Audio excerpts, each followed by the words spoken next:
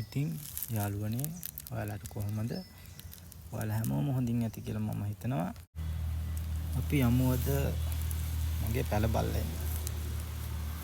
ඉතින් අපි බයික් එකේ දරත් දාගෙන පැලට යන්න තමයි ඔන්න සූදානම. යමුකෝ අපි පැල බල්ලෙන්ම ගිහිල්ලා. මේ තියෙන්නේ මගේ පැල. ඔයාලට පේනවද? මේකට තමයි උඩ පැල කියන්නේ.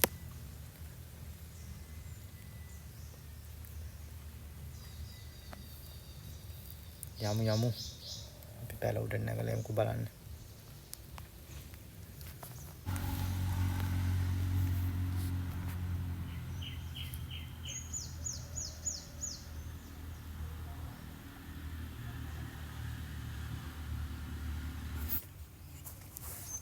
මේ මම ඉන්නේ මගේ වාඩියේ.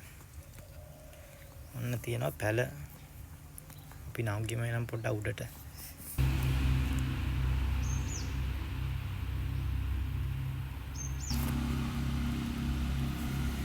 මේ තමයි ඉතින් පැල උඩට නැංගම පේන්නේ අපිට. ඔය තියෙන පල්ලෙහා ඉරුම් පැල. අපි යමු එහෙනම් පැල උඩට.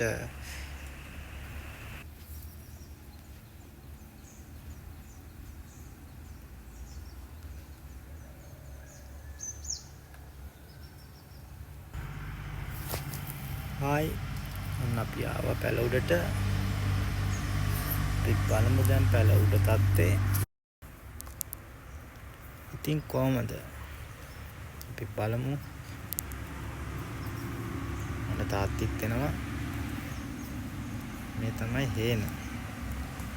ඔයාලා හොඳින් බලාගන්න. මේක තමයි උඩ පැලක තියෙන්න ඕනි අනිවාර්යම දේ. මේක තමයි ගිනි මණ්ඩිය. ඊට පස්සේ තේ කොළ එක, කෝප්පේ, වතුර බෝතලේ, මේ තියෙන්නේ තේ මුට්ටිය. අපි සාමාන්‍යයෙන් පැලක තේ මුට්ටියක් තියාගන්නවා. කෝප්පේ.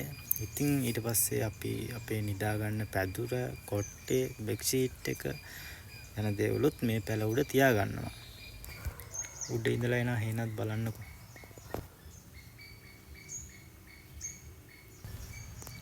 උඩ පැල් බොහෝමයක මෙන්න මේ ආකාරයට ලණුවක් ගැට ගහලා තියෙනවා.